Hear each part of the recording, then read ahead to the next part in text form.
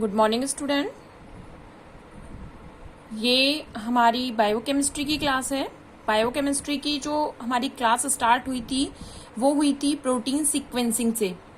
तो हमने protein sequencing में जब हम बात कर रहे थे तो प्रोटीन सीक्वेंसिंग का अगर हम टॉपिक देखते हैं तो हमने ये देखा था कि जो प्रोटीन सीक्वेंसिंग है इसमें हमने क्या किया था कि प्रोटीन सीक्वेंसिंग के 4 मेथड्स बताए थे। Determination of amino acid composition, N terminal amino acid analysis, C terminal amino acid analysis and cleavage of polypeptidase. यानी कि हमने ये 4 मेथड बताए थे जिससे हम क्या करते हैं, जो प्रोटीन्स होते हैं उन प्रोटीन को प्रैक्टिकली क्या करते हैं, एक तरीके से ब्रेक डाउन करते हैं प्रोटीन की जो चेन होती है उनको, और हम उनमें अमाइनो एसिड यानी कि वो प्रोटीन की जो चेन है, पॉलीपेप्टाइड जो चेन है उसमें अमाइनो एसिड का पर्टिकुलर सीक्वेंस क्या होता है वो डिटेक्ट करते हैं। तो ये हमने 4 मेथड्स के बारे में बात करी थी। यहाँ पर अगर हम फर्स्ट एंड सेकेंड मेथड की बात करते हैं, it means determination of amino acid composition and N terminal amino acid analysis. तो ये 2 मेथड हम हमारी लास्ट क्लास में ऑलरेडी स्टडी कर चुके हैं। आज की क्लास में जो हम स्टडी करेंगे that is the C terminal amino acid analysis. तो ये मैंने आपको पहले ही बताया था, जैसे कि ये कोई अमाइनो एसिड की या हम कहें एक पॉलीपेप्टाइड चेन है। तो इस पॉलीपेप्टाइड चेन में एक क्या होता है, अमाइन ग्रुप वाला टर्मिनल होता है और एक कार्बोक्सिलिक ग्रुप वाला टर्मिनल होता है। तो जिस एक पेप्टाइड चेन में जहां अमाइन ग्रुप प्रेजेंट होता है वो एन टर्मिनल रेजिड्यू होगा, और जहां पर कार्बोक्सिली यदि कोई जो पेप्टाइड चेन है उसमें लास्ट वाला जो पॉइंट होगा वो कार्बोक्सिलिक ग्रुप होगा, तो वो कार्बोक्सिलिक ग्रुप वाला जो एंड होता है वो सी टर्मिनल डिटेक्ट होता है। ठीक है, तो अब हम जो प्रोसेस यूज कर रहे हैं for the detection of protein sequencing वो कौन सा कर रहे हैं, that is the C terminal amino acid analysis. यानी कि सी टर्मिनल पर कौन से अमाइनो एसिड प्रेजेंट है उस सीक्वेंस को हम डिटेक्ट करते हैं। तो यहां जब हम इसी में आगे जब हम इसके लिए बात करते हैं तो for the detection of C terminal analysis there has a 2 method है जो कि हम इसके लिए क्या करते हैं, यूज करते हैं। फर्स्ट आता है हमारा हाइड्रोजिनोलाइसिस मेथड, जो C terminal amino acid residue के एनालिसिस के लिए जो फर्स्ट हमारा मेथड आता है that is the hydrogenolysis method. अब देखो इस मेथड में हम करते क्या है, in this the peptide chain is heated. ये सपोज हमने कोई पेप्टाइड चेन ली एंड उस पेप्टाइड चेन को हमने किससे हीटेड किया है, हीटेड विद एनहाइड्रस हाइड्रोजीन।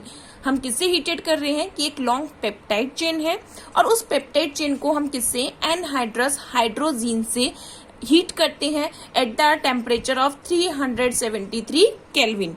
कितने टेम्परेचर पर, 373 केल्विन पर इस पेप्टाइड चेन को हम हीटेड करते हैं।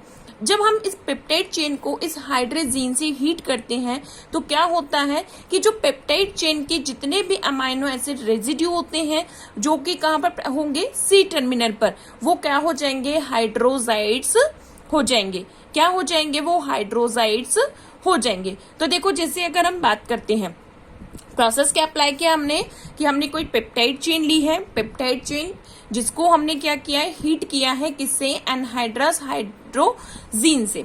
हाइड्रोजीन से कितने टेम्परेचर पर, 373 केल्विन पर इसको हमने क्या किया है, हीट किया है। और हीट करने से क्या होते हैं, जो सी टर्मिनल के अमाइनो एसिड्स होते हैं वो हाइड्रोजाइड्स हो जाते हैं। अब देखो जैसे ये हमारी एक लॉन्ग चेन हो गई, कौन सी, पॉलीपेप्टाइड चेन।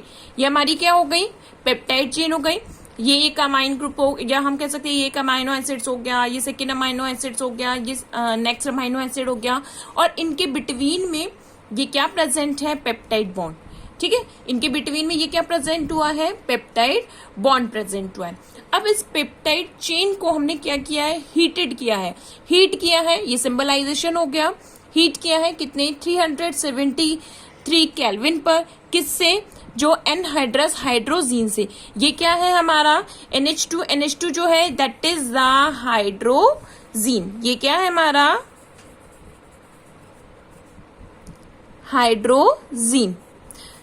तो अब हमने इस पर जब इसको हीटेड करते हैं इस पेप्टाइड चेन को, तो होता क्या है कि यहाँ पर इसमें ब्रेक डाउन होता है।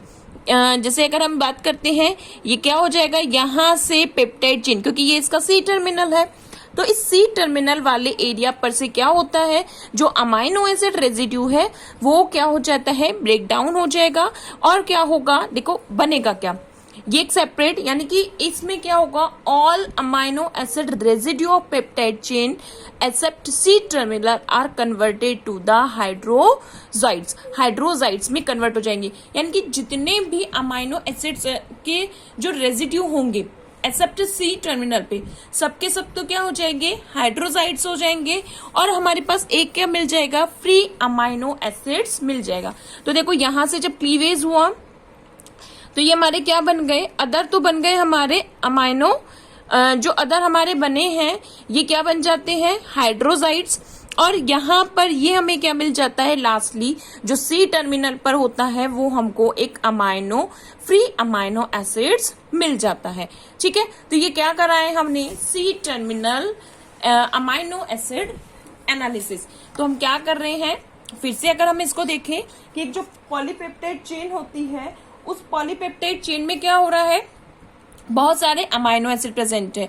तो हम जब सी टर्मिनल का एनालिसिस करें, इट मीन्स यहाँ पर हम ब्रेकडाउन कहाँ से करेंगे, सी टर्मिनल वाले एरिया से चेन का ब्रेकडाउन करते हैं। तो फर्स्ट मेथड हमने क्या लिया है, हाइड्रोजनोलाइसिस, यानी कि ब्रेकडाउन नहीं करना में, लाइसिस है ब्रेकडाउन करना है। तो फर्स्ट मेथड में क्या कर रहे हैं हम, कि यहाँ हमने कोई एक लॉन्ग पॉलीपेप्टाइड चेन लिए है, उसको हीट किया है एनहाइड्रस हाइड्रोजीन से, टेम्परेचर क्या है 373 केल्विन पे, जिससे क्या होंगे, जो सारे अमाइनो एसिड रेजिड्यू है वो क्या होते हैं, हाइड्रोजाइड्स में कन्वर्टेड हो जाते हैं। क्लियर है, तो ये हमारा फर्स्ट मेथड है जिसमें बाकी सारे रेजिड्यू तो क्या बन जाते हैं, हाइड्रोजाइड्स बन जाते हैं, और एक लास्ट क्या बन जाता है हमारा, फ्री अमाइनो एसिड्स बन जाता है। नेक्स्ट अगर हम बात करते हैं इसी के रिगार्डिंग, तो नेक्स्ट आता है हमारा एंजाइमेटिक मेथड। क्या आता है हमारा, एंजाइमेटिक मेथड आता है। इट मीन्स यहाँ पर हम हाइड्रोलाइज करते हैं, हाइड्रोलाइज भी यहाँ पर भी क्या कर रहे हैं, हम हाइड्रोलाइसिस ही कर रहे हैं। अब हाइड्रोलाइज करने के लिए हम क्या करें, या तो हम कोई एसिडिक मीडियम लेंगे, या हम किसके थ्रू करेंगे, एंजाइम यूज करेंगे। देखो ये हमारा वैसा ही सिमिलर है जैसे कि हमने किसमें किया था, एन टर्मिनल रेजिड्यू के लिए किया था। फर्स्ट हमने कहा था कि जो हमने कहा था, फर्स्ट हमने मेथड लिया था कि अगर हम एसिडिक मीडियम स्ट्रॉन्ग एसिड या स्ट्रॉन्ग बेस लेते हैं, और हम क्या करते हैं, पेप्टाइड चेन का जो हम क्या कर रहे हैं, ब्रेक डाउन कर रहे हैं। तो सिमिलर ही उसी तरीके से है, बट यहाँ हम पर्टिकुलर एरियाज में इसको यूज कर रहे हैं। पर्टिकुलर एरिया कौन सा हो गया हमारा, that is the C terminal. तो यहाँ हम क्या करते हैं, in this method we use peptide linkage and we do acidic hydrolyse, कि या तो हम क्या करेंगे, एसिडिक हाइड्रोलाइज करेंगे, या हम करेंगे that all the peptide bond get cleavage, यानी कि जब हम उसका एसिडिक हाइड्रोलाइज करते हैं तो सारे के सारे जो पेप्टाइड्स बॉन्ड होते हैं वो क्लीव्ड हो जाते हैं। या अगर हम इसमें बात करते हैं, नेक्स्ट अगर हम देखें, for the hydrolysis we can use acid और एंजाइम्स, यानी कि जब हम हाइड्रोलाइसिस कर रहे हैं तो हाइड्रोलाइज के लिए हम क्या कर सकते हैं, या तो हम एसिडिक मीडियम यूज करें या कोई एंजाइम यूज करें। तो अगर हम सी टर्मिनल के डिटेक्शन की बात करते हैं, तो सी टर्मिनल का डिटेक्शन मोस्ट इंपॉर्टेंट नहीं होता है। मेनली जो अगर हम अमाइनो एसिड सीक्वेंस में बात करते हैं तो एन टर्मिनल जो रेजिड्यू है उनका डिटेक्शन मोर इंपॉर्टेंट होता है। तो अब देखो यहाँ पर हमने क्या किया है, एंजाइम से, ये हमारी कोई पेप्टाइड चेन है, इस पेप्टाइड चेन को हमने एंजाइम कौन सा लिया है, कार्बोक्सी पेप्टाइडेज। एंजाइम क्या लिया हमने, कार्बोक्सी पेप्टाइडेज। तो इस एंजाइम की प्रेजेंस में जब हम इसका हाइड्रोलाइसिस करते हैं तो क्या मिलता है हमें, एक तो डिग्रेडेड प्रोटीन मिलता है, और एक क्या मिलता है हमें, फ्री अमाइनो एसिड रेजिड्यू मिलता है। एक हमें डिग्रेडेड प्रोटीन मिलेगा और एक हमको क्या मिलेगा, फ्री अमाइनो एसिड रेजिड्यू हमको मिलेगा। तो इस तरीके से हम इन टू मेथड्स के थ्रू क्या कर सकते हैं, हम जो C terminal amino acid residue है उनका डिटेक्शन या हम उनका एनालिसिस कर सकते हैं। ये हमारे बहुत ही सिंपलेस्ट टू मेथड्स हैं जिनके थ्रू हम क्या करते हैं, जो अमाइनो एसिड्स होते हैं उनका डिटेक्शन करते हैं। तो अब तक के अगर हम बात करते हैं प्रोटीन सीक्वेंसिंग में, तो हमने कौन कौन सा मेथड यूज कर लिया है, हमने strong acid and strong base के थ्रू यूज किया। नेक्स्ट अगर हम बात करते हैं, हमने एन टर्मिनल एनालिसिस यूज किया, जिसमें हम क्या करते हैं, डेंसाइल क्लोराइड यूज करते हैं, और साथ के साथ अगर हम बात करते हैं एडमंड डिग्रेडेशन यूज करते हैं। फिर अगर हम बात करते हैं सी टर्मिनल रेजिड्यू में, तो वहां हम हाइड्रोजाइन या हम क्या कहते हैं हाइड्रोजेनोलाइसिस मेथड यूज करते हैं और एंजाइमेटिक मेथड यूज करते हैं।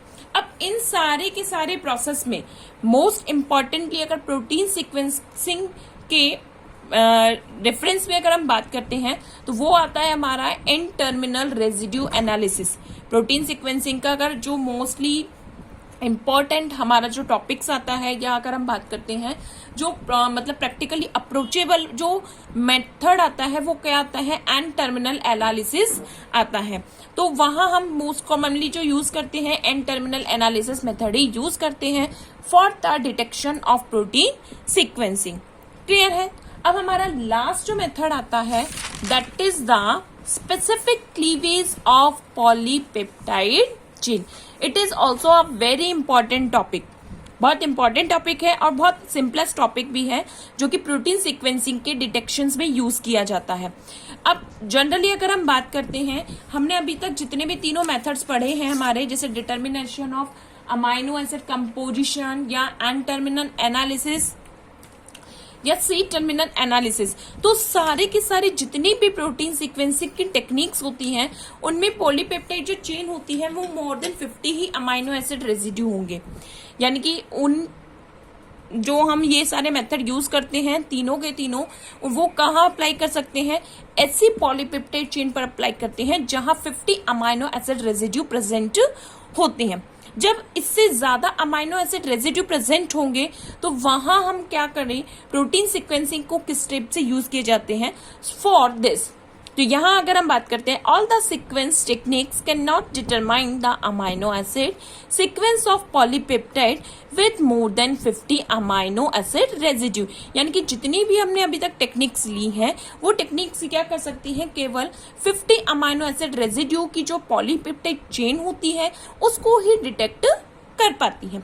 इससे आगे के लिए suppose so it is necessary to cleave large polypeptide chain into smaller peptide and to determine the amino acid sequence। तो अब इसके लिए क्या necessary है, we should take a large polypeptide chain and this chain peptide chain को हम क्या करें कि large polypeptide chain को smaller peptide chain में break down करें, यानी कि cleavage करें and then determine the acid sequence। ठीक है। तो यहाँ पर फॉर द क्लीवेज जो यूज किए जाते हैं, there has a using of proteolytic enzyme for the cleavage of large polypeptide chain, some proteolytic enzymes are used. So proteolytic enzymes are most commonly use to cleave the protein of specific location.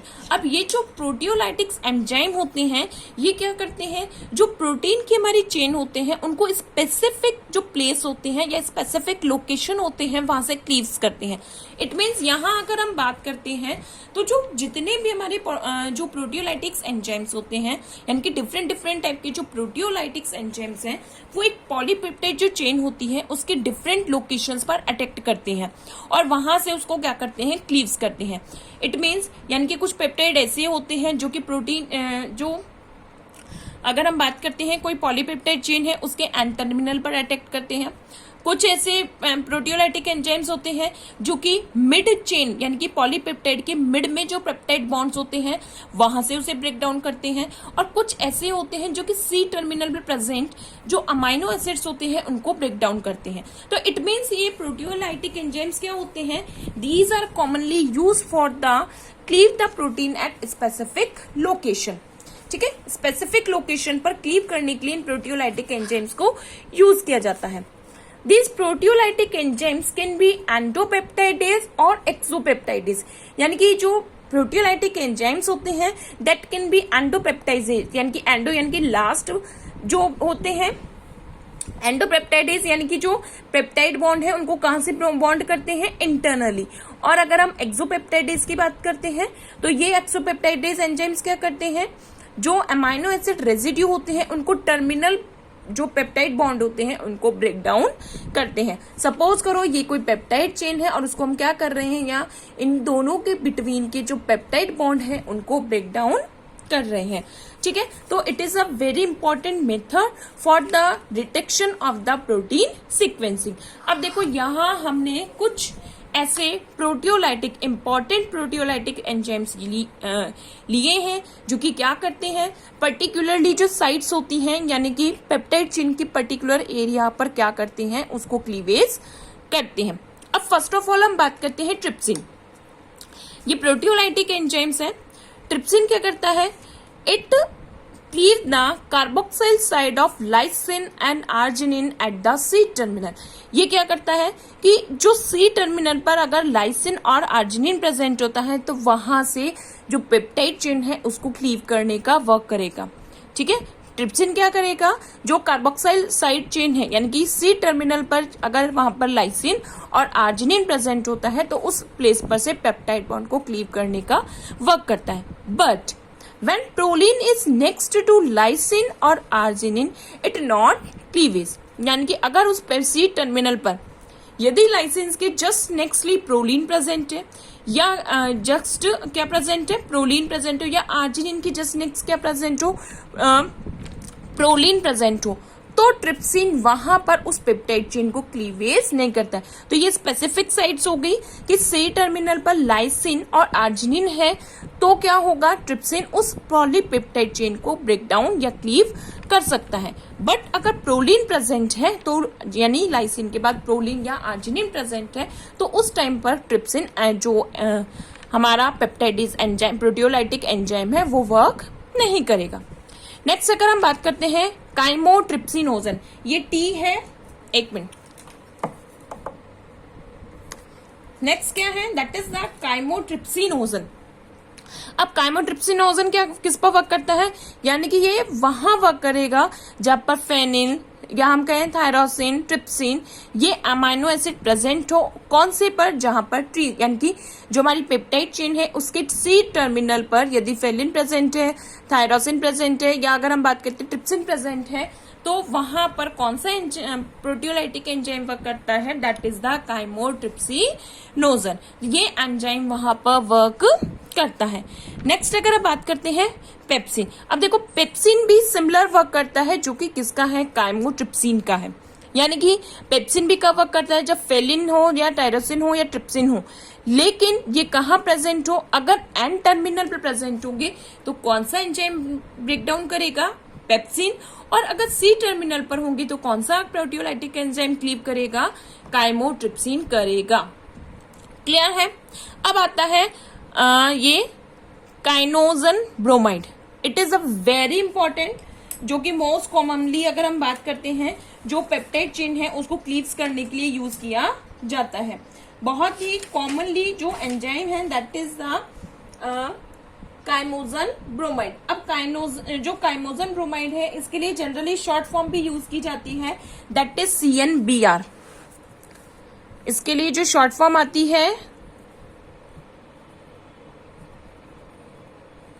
CNBR, तो ये बहुत ही commonly use किए जाने वाला proteolytic enzyme है।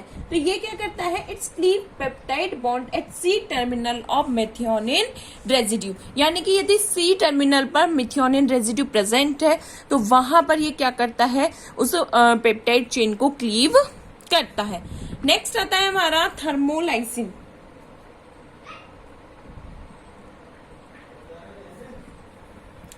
Next क्या है हमारा, थर्मोलाइसिन।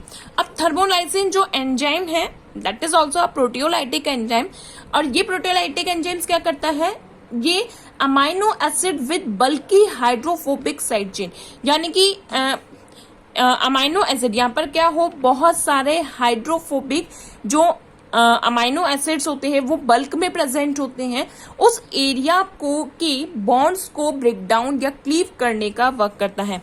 थर्मोलाइसिन क्या करता है कि जहां अमाइनो एसिड्स बल्क फॉर्म में प्रेजेंट हो, बहुत सारे हाइड्रोफोबिक जो अमाइनो एसिड्स हैं वो साइड चेन के फॉर्मेशन में प्रेजेंट हो, जैसे अगर हम बात करते हैं ल्यूसिन हुआ, आइसोल्यूसिन हुआ, वेलिन हुआ, फेलिन हुआ, अगर ये सारे हाइड्रोफोबिक जो अमाइनो एसिड बल्क में प्रेजेंट होते हैं तो वहां कौन सा एंजाइम यूज आता है, थर्मोलाइसिन यूज आता है। अब सिमिलरली जो वर्क होता है that is the carboxy peptidase and amino peptidase. ऐसा ही वर्क किसका होता है, कार्बोक्सी पेप्टाइडेज का भी है और किसका है, अमाइनो पेप्टाइडेज का। अब देखो जैसे कार्बोक्सी पेप्टाइडेज में हम 3 डिफरेंट टाइप के कार्बोक्सी पेप्टाइडेज देखते हैं, carboxy peptidase A, carboxy peptidase B and carboxy peptidase C. तो कार्बोक्सी पेप्टाइडेज ए जो होता है ये क्या करता है, it cleave the C terminal peptide bond of all amino acid residue. यानी कि ये सारे के सारे जो अमाइनो एसिड रेजिड्यू होते हैं जो कि सी टर्मिनल पर प्रेजेंट होते हैं उन सभी को क्या कर सकता है, क्लीव कर सकता है।